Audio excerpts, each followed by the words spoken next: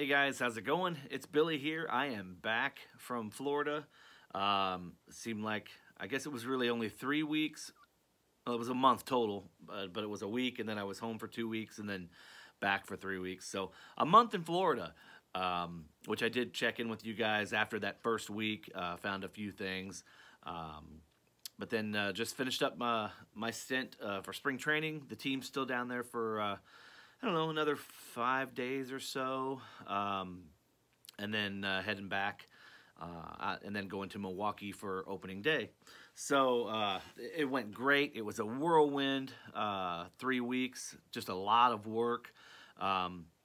20 out of 21 days, well, actually 20 and a half days, because I was actually scheduled 1 day off in 21 days.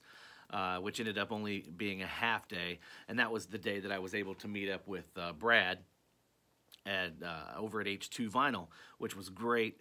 It was a good time. I'll touch base more on that here in a minute. Like I said, though, everything it was great. It was a lot of work. It was an experience I will never forget.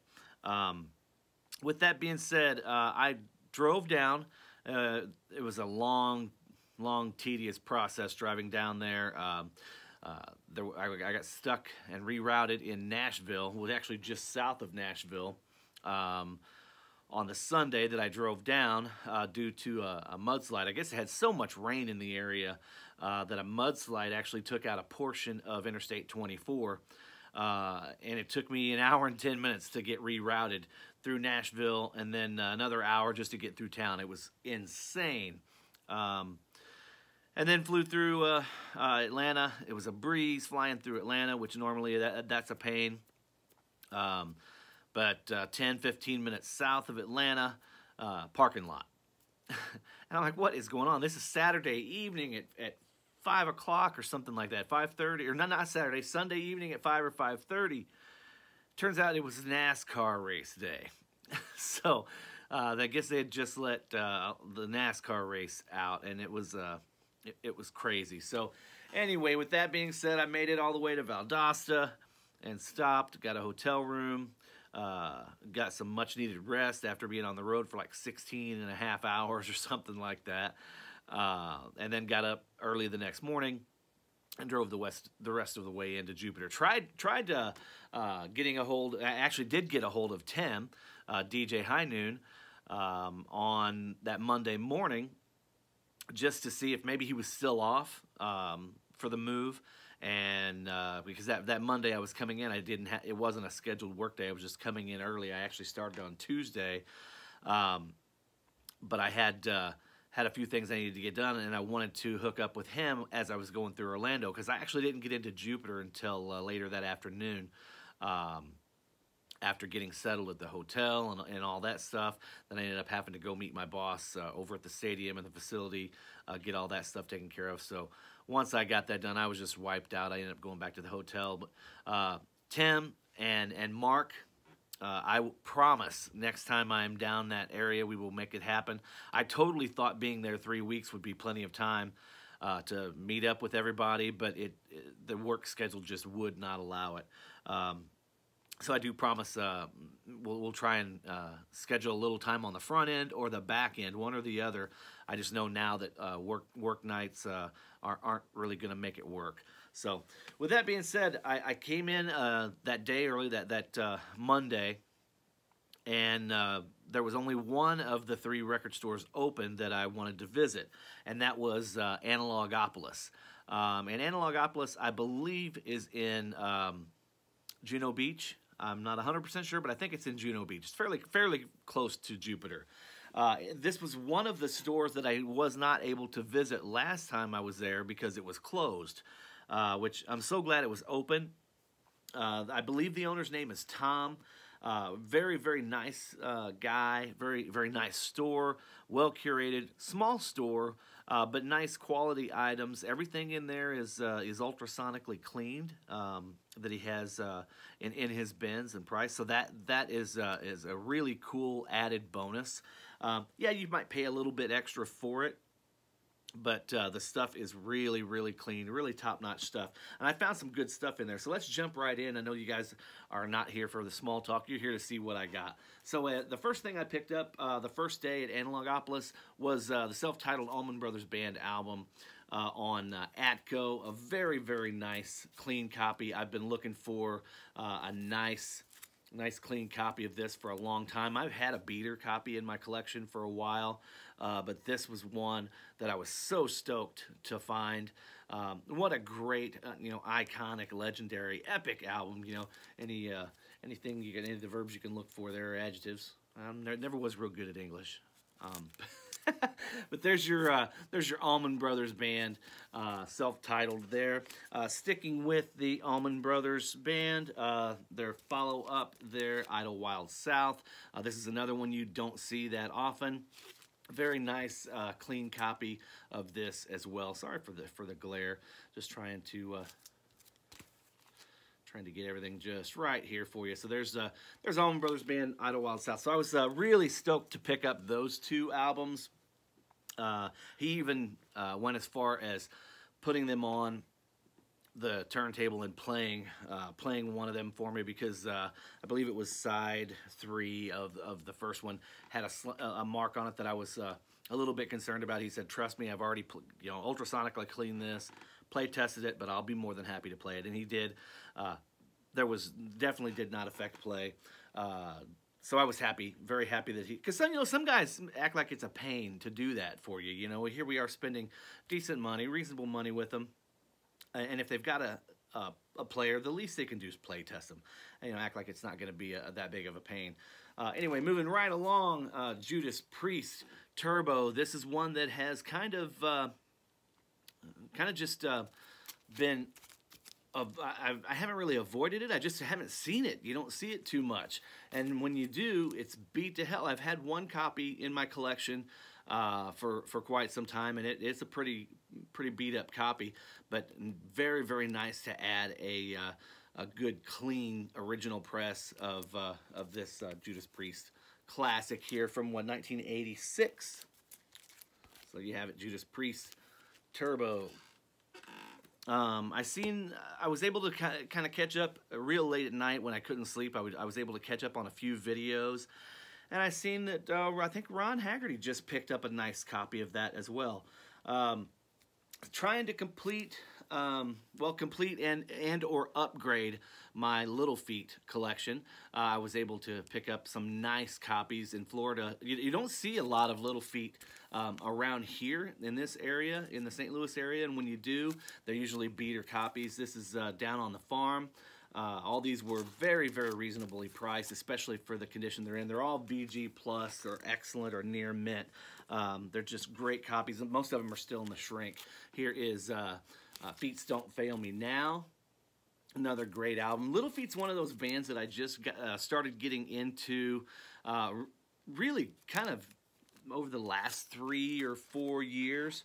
I think Wet Willie was one of the, kind of in the same vein, along the same lines. Wet Willie, and of course I always loved Marshall Tucker Band and the Allman Brothers. But Little Feat is another one of those bands that just really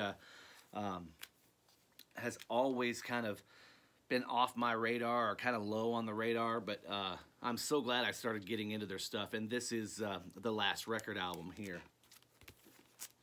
So like I said, another really, really nice, clean copy. I don't know if this is supposed to be on here or not.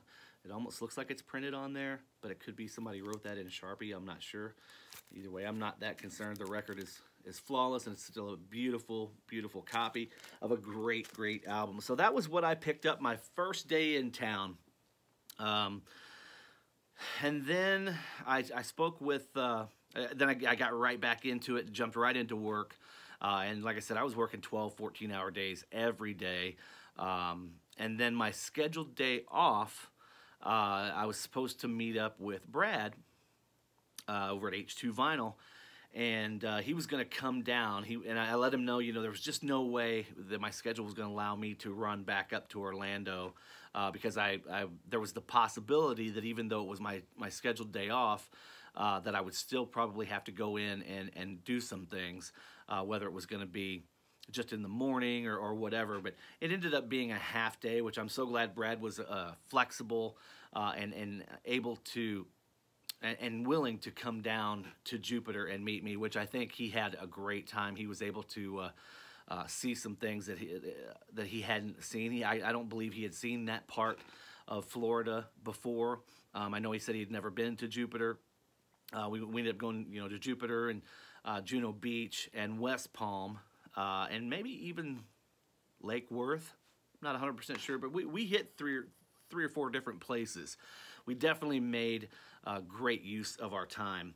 But like I said, Brad came down. It worked out great. He drove down. I think he might have worked until like 10, and then headed down towards Jupiter, which put him, I think that put him in town around 12 or 12:30. And because I think it's about a 2 or 2.5 hour drive from Jupiter to Orlando, which is Brad's area. But I went in and worked. It ended up being a little longer than I thought. Ended up working about a half day, and ended up meeting Brad around 12:45 or 1. We had a quick bite to eat. Just shot the bull for a little bit, caught up. It was great. The great thing about meeting VC people, at least in my experience, and I don't know if any of you guys feel the same way if you've had VC meetups, is you feel like you're not meeting a stranger. You feel like you're meeting a friend, like an old acquaintance from high school or a long lost friend. It really does feel that way, and Brad and I hit it off from the get-go. So I was glad we were able to make that meeting happen. Like I said, we had a quick bite to eat, and then we went out and started digging. First place we went, where? Analogopolis, the same place I just showed you all those records. So Analogopolis was still open. I think they're closed on like a Thursday or so. They have a weird day that he's closed. But anyway, they were open this day, so Brad and I were able to go, which was good. Brad loved the store. I love the store. I was able to pick up something additional to what I just showed you. This is New Riders of the Purple Sage, Adventures of Panama Red, a great classic album. Again, another iconic album that you see quite a bit. And the only copy that I've ever had, the only copy I ever really needed, was in a collection that I purchased probably 10 years ago. And it was kind of rough. And that's the thing about this album here. People played it, black cover. They're usually beat up pretty good. But what a great album. It's one of those things that I could have probably found this upgrade a long time ago. But it's just never been one that I've really sought out. So having just been there a few days prior and picked up what I just showed you earlier, I was able to just focus on a few other things that I probably just skipped right past this. And this was cheap. It was like $10. So I was happy to pick that up and add it to the collection. That's the only thing I ended up getting at Analogopolis that day. Brad picked up a couple things, but we had a great conversation with the owner. Like I said, I'm not 100% sure, but I think his name is Tom. But the owner has lived a really cool, interesting life. He was a projectionist. He had been a lifelong projectionist, movie theater projectionist in various different levels of the industry, from dollar venues to some of the highest venues in real ritzy places in Florida, and I believe maybe even in California. But he had a really interesting backstory, and he was super nice and willing to share his information with us. Also, on another note, I told you guys that all of his stuff is ultrasonically cleaned. He was also, and Brad actually has an ultrasonic cleaner. I think they may have the same, if not the same, a very similar machine. And that's one thing that I'm going to get this year. I wanted to get one last year, but I've never really dove into investigating, because I know it's something you just don't want to just go out and willy-nilly and just buy it, because there's so many different levels. And after talking with Brad and after talking with the owner of Analogopolis, I realize now what I need to look for, what I need to get. You can't just go right out there and buy the one that I want, the one that they have. You apparently have to wait until they come up. They might only put 3 or 4 or half a dozen of them up for sale, and they sell within hours or even minutes. So I'm gonna start looking for that and get one of those. But he was very cool with sharing his knowledge and what he has learned works best as far as his own cleaning solutions. And Brad will probably elaborate a little bit more on that because he can tell you, he knows because he's done it himself. So that was our trip to Logopolis. We packed up there and went down further south to Top 5 Records. And those of you that watched my last Florida trip video, Top 5 Records is literally one of it might very well be my favorite record store I have ever visited in the country. John, the owner, is such a wonderfully gracious, humble guy. He's so easy to talk to. He's been a collector for like 40 or 50 years. He has top-notch premium stuff in his store. He's not stuck up like some or pretentious like some record store owners you would that handle that kind of stuff you would think would be. He's very he's kind of standoffish at the beginning, so I can see how some people would think he might be a little bit stuck up or rude. But all I did was basically start a conversation with him, and we hit it off instantly. And I think Brad can attest to that as well. Matter of fact, what I'm going to share with you now is all the evidence you guys need that this guy is an unbelievable guy. So I was back in Florida in January, and I visited John's store. That's when I ended up picking up the Black Sabbath, Never Say Die. Everything in this guy's store is beautiful. He puts out just pristine copies. An original pressing of Iron Maiden's Number of the Beast, just a beautiful, beautiful copy, and a couple other things. Anyway, we got to talking, and I'd asked if he had any Townes Van Zandt, and he's like, "No, man, that stuff you rarely see it, number one, and when you do see it, I've got regular customers that just snatch that stuff up, that come in on a weekly basis." So with his store, things come in, he filters through it, and it ends up going into a new arrivals bin. He has a very nice new arrivals bin, which consists of about 6 bins, maybe 50 records deep. So he's got a new arrivals bin that probably has 200 to 300 records in it. And his regulars pretty well know that that's where they're going to go. They're going to dig through those, and a lot of times things never leave that new arrivals bin, according to John, because that's where the good stuff goes. It's bought right out of there. But if something hangs in there for, you know, a few weeks or maybe even a couple months, it will make its way over to the regular bins. But with that being said, we talked about a few things, like I said, Townes Van Zandt and other things. Well, then I purchased what I purchased and left. And here it is 3 weeks later. I walk back in with Brad. Said, "Hey, John, how's it going? You probably don't remember me, but..." And he immediately stopped me, and he's like, "Billy, how's the Cardinal game today? Or how was the Cardinal game yesterday?" Because the day we went in was our off day. And so he remembered that. He remembered our conversation.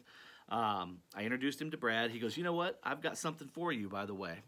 And he reaches back behind the counter and pulls out a Townes Van Zandt original Poppy pressing of Waiting Around to Die 7-inch. So it's Waiting Around to Die, backed by Talking Karate Blues. Like I said, I'm not a 7-inch collector. I don't consider myself a collector of 7-inch records. But you want to talk about a humbling experience for somebody to just give this to me. Number one, he remembered our conversation.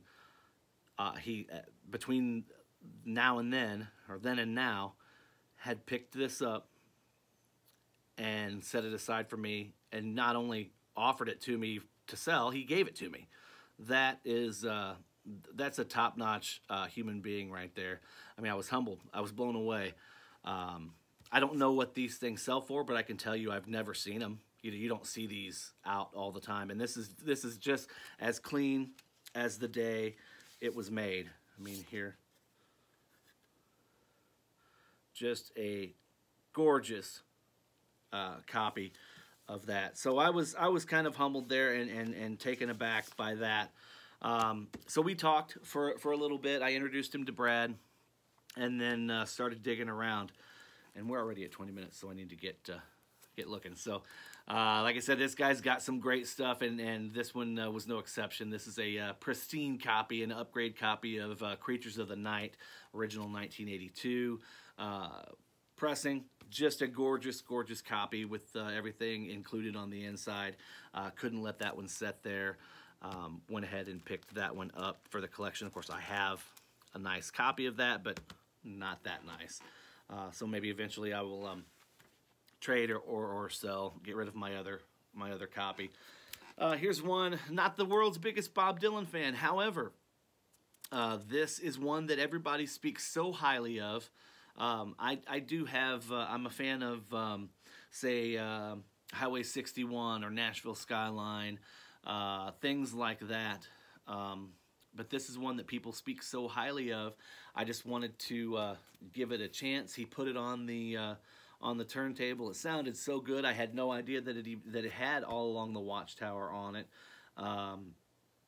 And we just sat there and we listened to all of side one, and it was so good. I mean, I knew from probably the first couple of minutes of listening to the first track on side one that I was going to go ahead and get it. I mean, it was like $13 or $14. So anyway, glad to add this to the collection. Bob Dylan, John Wesley Harding.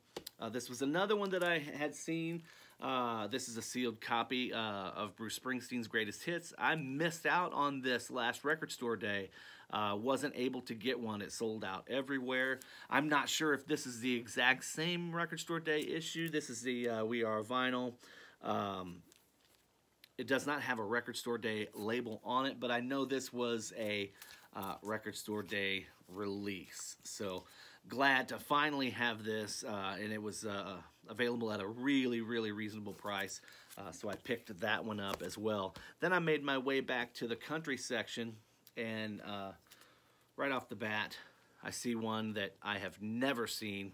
This is Charlie Daniels, T.E. John, Grease, and Wolfman. This is one of his original, I'm going to say this is from the early 70s. Yes, 1972 on the Kama Sutra label. He only had a couple records on the Kama Sutra label before moving on to Epic.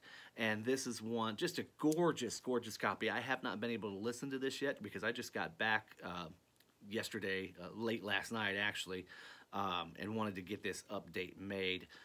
But I am so stoked to finally have this one. It's one that I've never seen, and glad to have that in the collection. Love some Charlie Daniels.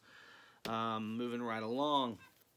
Speaking of records you don't ever see, from 1989, George Jones, One Woman Man. This is a seal. That's why you've got all the glare coming off of that. This is a sealed copy of One Woman Man, which obviously has that hit, and also the popular hit Yabba Dabba Doo, The King Is Gone. Don't You Ever Get Tired of Hurting Me. His copy of his version of Burning Bridges. So there's you gotta love George Jones. I mean, God rest his soul.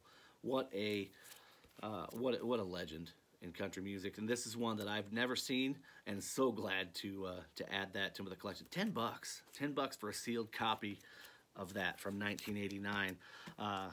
Staying with the late 80s, hard to find country. Patty Loveless, If My Heart Had Windows from 1988. Again, this was $8. Just couldn't leave it set there. Then Earl Thomas Conley, Fire and Smoke, in the Shrink. This is one that I didn't have. I have a couple other Earl Thomas Conley, Holding Her, Loving You, things like that. But this was like $6.